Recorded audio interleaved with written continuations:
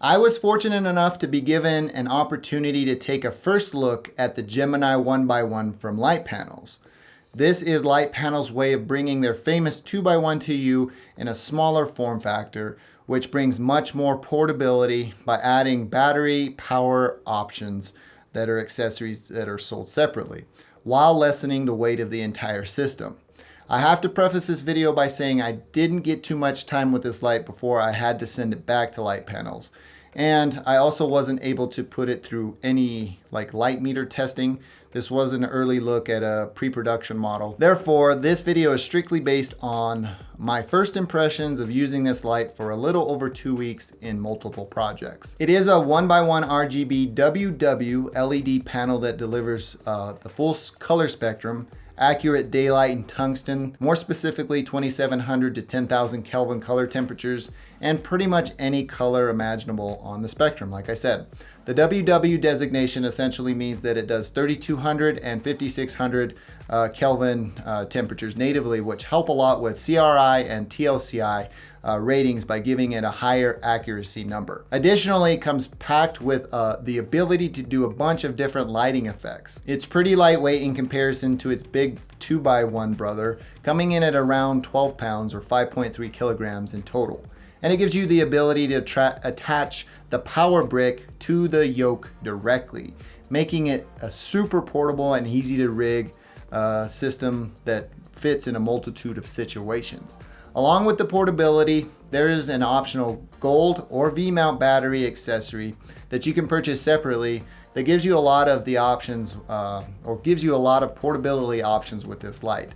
There's actually quite a bit of different accessories that you can get with this light from Litepanels, including a snap-in diffuser, an intensifier, a honeycomb, barn doors, 2 and 4 times stacking kit, pole operated yokes, and a ray kit. There's also the obligatory protection stuff like the fixture cover and soft and hard cases available from Litepanels as well.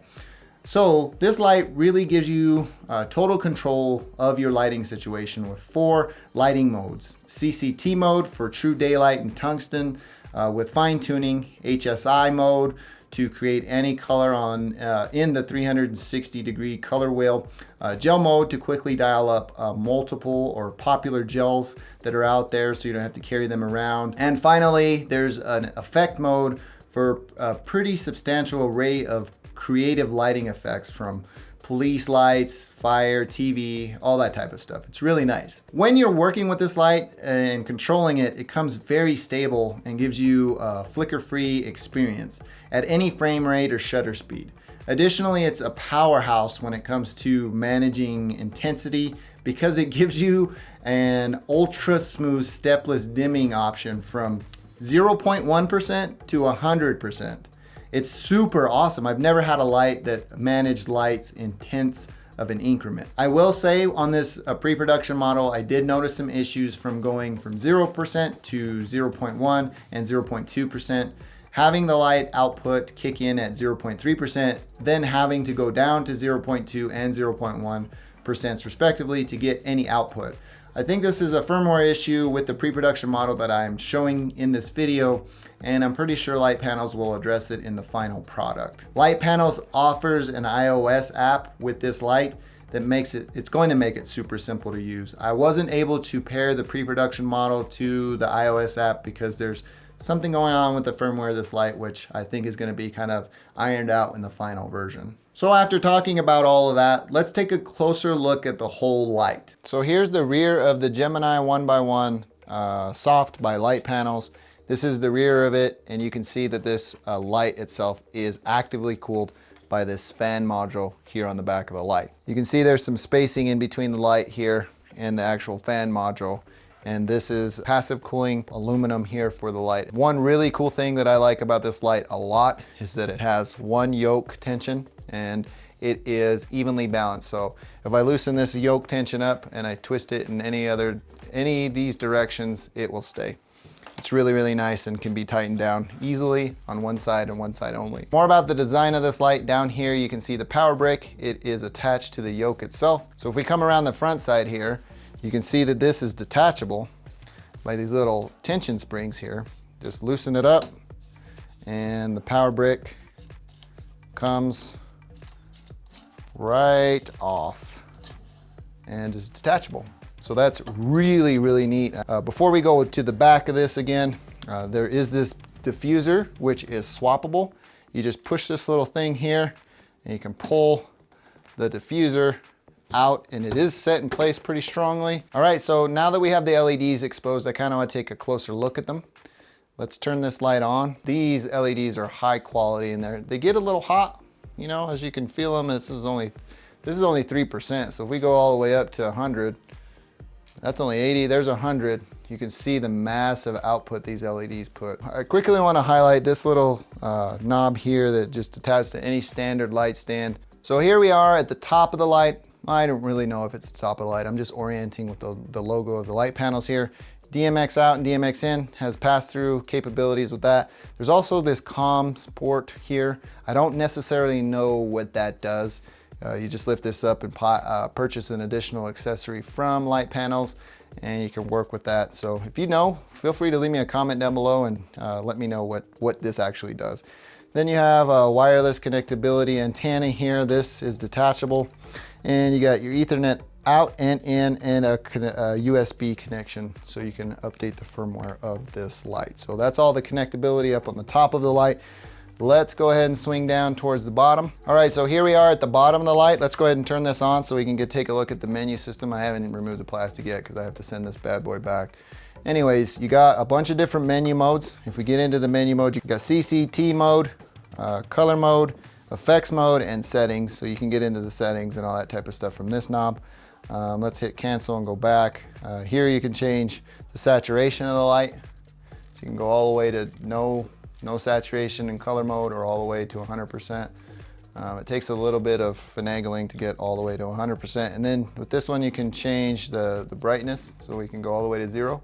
You see here where I'm having my issue with actually getting output at 0.1. So if I'm at 0 and I go to 0.1, I don't get any output. You can see my hand back here. As soon as I hit 0.3, there's output.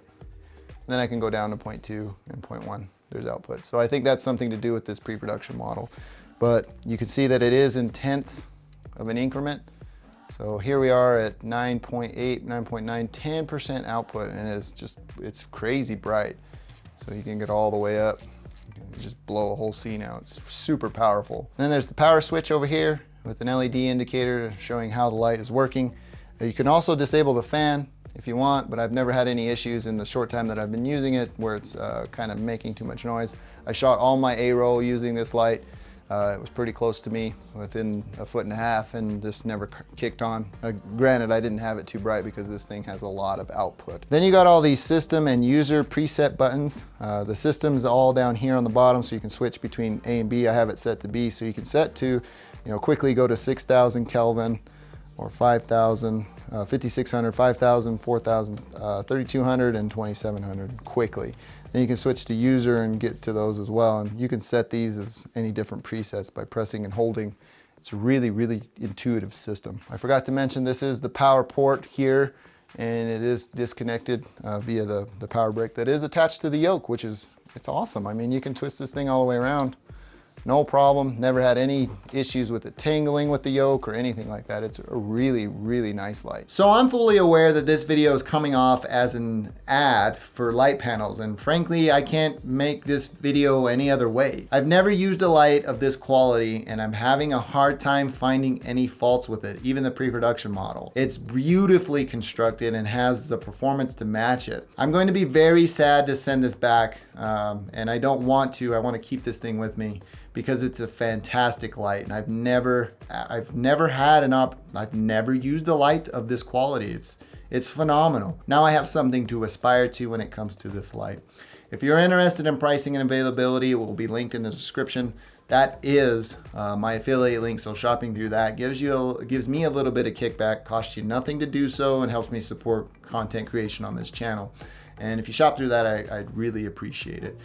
Before I close, I must disclose B&H worked with me in kind of connecting me with Litepanels to get me this light, and kind of work through this whole video project. And I'm extremely grateful that I got to take an early look at the Litepanels 1x1 Gemini.